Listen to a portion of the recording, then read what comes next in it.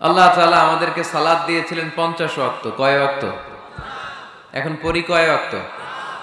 তো 50 ওয়াক্ত মেরাজের রাতে নামাজ নিয়ে যখন নামতেছেন, মুসা আলাইহিস সালাম বললেন, আল্লাহ আপনাকে কি দিলেন গিফট? আল্লাহ নবী সাল্লাল্লাহু আলাইহি ওয়াসাল্লাম বললেন, আমাকে গিফট হিসেবে দিয়েছে 50 ওয়াক্ত নামাজ। কয় ওয়াক্ত? 50 ওয়াক্ত। মুসা আলাইহিস সালাম বলে, সর্বনাশ, বলেন কি 50 ওয়াক্ত পড়বে না?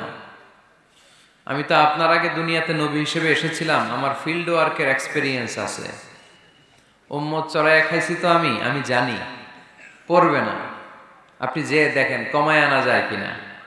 পড়ি নাকি আমরা? 5 ওয়াক্ত তো পড়ি না, ঠিক কিনা? তো গেলেন যে বললেন, আল্লাহ মুসা আলাইহিস সালাম তো বলে যে পড়বে না আমার উম্মত, কমায় দেন না। আল্লাহ 5 ওয়াক্ত কমায়া 45 ওয়াক্ত দিলেন। আবার নেমে আসলেন কত? 45। মুসা আলাইহিস সালাম বলে, আবার যান, আবার পড়বে না, পড়বে না, কমায় নেন, ভালো হবে। আবার গেলেন, আবার 5 কম। আবার আসলেন, সাইয়েদনা মুসা আলাইহিস সালাম বললেন, আবার যান, পড়বে না। আবার গেলেন, 9 বারে 5 নং 45 ওয়াক্ত কমায় দিয়া রাখলেন কয় ওয়াক্ত? 5 ওয়াক্ত নিয়ে আল্লাহর হাবিব ফিরে আসতেছেন। মুসা আলাইহিস সালাম বললেন, কি অবস্থা, কয় রাকাত, কয় ওয়াক্ত? আল্লাহর হাবিব বললেন, এবার দিছে 5 ওয়াক্ত।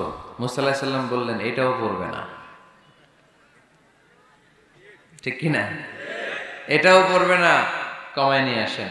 এবার আল্লাহ রাসূল সাল্লাল্লাহু আলাইহি ওয়াসাল্লাম বলতে আরম্ভ করলেন, কি বলেন, 9 বার গেলাম, আর কত যাওয়া যায়, আর পারুম না, লজ্জা লাগে, আমার শরম লাগে। সহিহ বুখারীতে এই কথাটাই এসেছে, আস্তাহি মির রাব্বি, আমার এবার লজ্জা লাগে যেতে। শরম বলেও তো একটা কথা আছে। কয়বার যাওয়া যায় আল্লাহর কাছে? সুবহানাল্লাহ পড়ে। লাজুকতা কাকে বলে তিনি শিখিয়েছেন।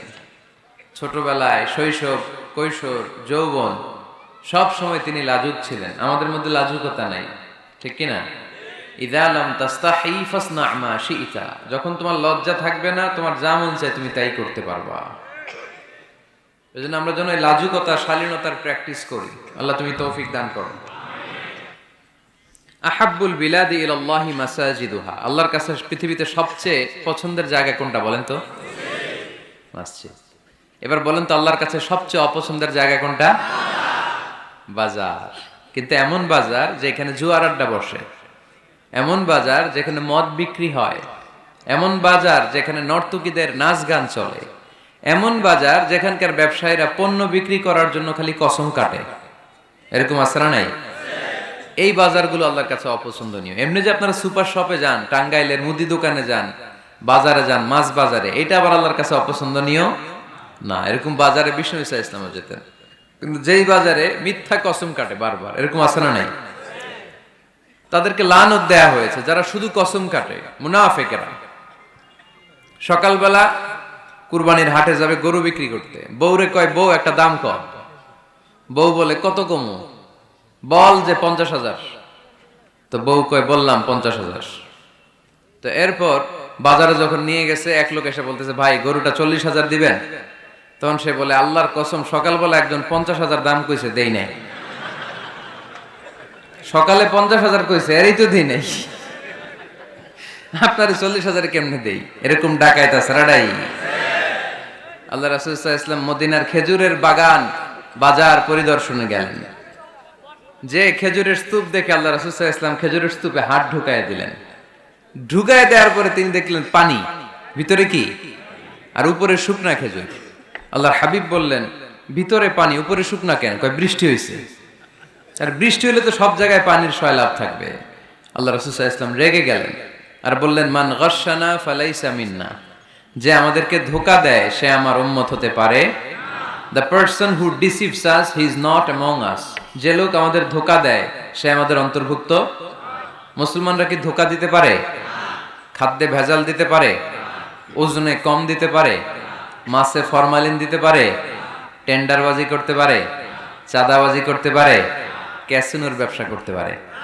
পারে পারে। এজন্য আমরা যেন ধোঁকাবাজি না করি। ধোঁকাবাজে ভরে গেছে বাংলাদেশ। এই ধোঁকাবাজি থেকে আমাদেরকে বেঁচে থাকতে হবে যদি প্রিয় নবীর উম্মত হতে চাই, ঠিক কিনা? তাহলে আল্লাহ তাআলার কাছে সবচেয়ে প্রিয় জায়গার নাম সবাই বলেন।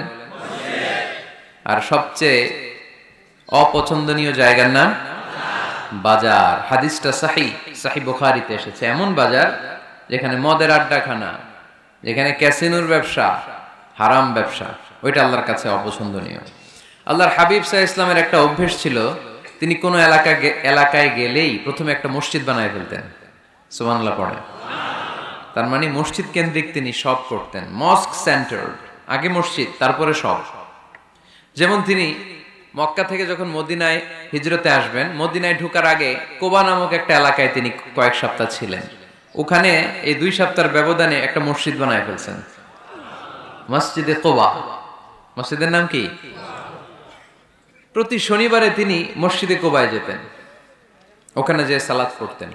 এবং আল্লাহর হাবিব বলেছেন, কেউ যদি, আপনারা যখন মদিনা শরীফে যাবেন, শনিবারে যদি কেউ সকালবেলা আপনারা যে কোবা মসজিদে যে অজু করে, ঘর থেকে অজু করে যে 2 রাকাত সালাত পড়েন, তাহলে উমরা করলে, একটা মাকবুল উমরা করলে যেই সওয়াব, ওই সওয়াব আল্লাহ আমলনামায় দিয়ে দিবেন। কোবা থেকে তিনি মাইগ্রেট করলেন মদিনায়।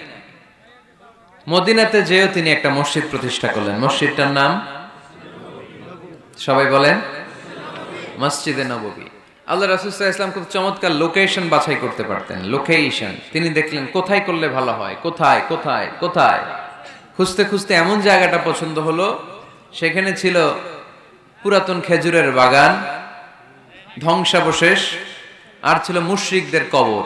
আল্লাহর হাবিব বললেন, মুশরিকদের কবরগুলোরে হাড্ডি আর কঙ্কাল সহ উঠায় ফেলো, উঠায় আরেক জায়গায় দাফন করো। সুবহানাল্লাহ পড়েন। খেজুর গাছগুলো কেটে সমান করো, ধ্বংসাবশেষ ভেঙে মাটির সাথে গুড়িয়ে দাও, এখানে হবে আমার মসজিদ।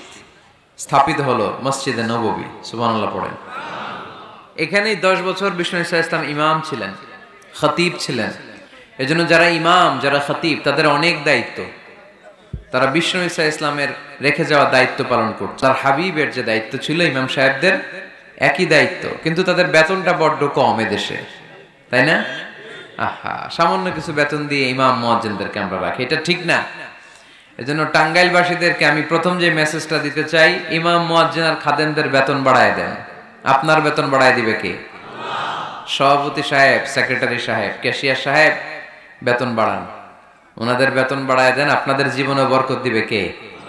ইমাম মানি নেতা। ইমাম মানি কি? নেতার সাথে যদি আমরা খারাপ আচরণ করি, এটা আমাদের জাতির জন্য কখনোই কোনোভাবে কল্যাণকর হতে পারে না।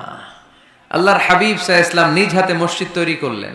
আমাদের মতো টাইলস আর এয়ার কন্ডিশনের মসজিদ, মসজিদে নববী না, এরকম ছিল না। বালুর ফ্লোর। কিসের ফ্লোর? ছাদ ছিল খেজুর পাতার ছাউনি। বৃষ্টি হলে ওই বালুর মধ্যে কাদামাটি হয়ে যেত, আর ওই কাদামাটিতেই দাঁড়িয়ে নামাজ পড়তেন মুহাম্মদ সাল্লাল্লাহু আলাইহি ওয়াসাল্লাম। সাহাবারা বলতেন, আল্লাহর হাবিব যখন নামাজ পড়ে আমাদের দিকে তাকাতেন, রাআইতু আসারা তিনি ফি জাবহাতিহি, আমরা রাসূলের নাকে এবং কপালে দেখতাম কাদার মাটি মিশে আছে। আল্লাহর হাবিব যখন মুসল্লিদের দিকে তাকাতেন, দেখতেন প্রতিটা মুসল্লি সাহাবীর নাকে আর কপালে কাদার মাটি মিশে আছে।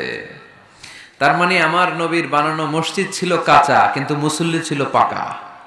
আমাদের মসজিদগুলো পাকা, কিন্তু মুসল্লিরা কাঁচা। পাকা মুসল্লি হইতে হবে, মসজিদকে আবাদ করতে হবে। কি করতে হবে? আওয়াজ করে বলেন, কি করতে হবে?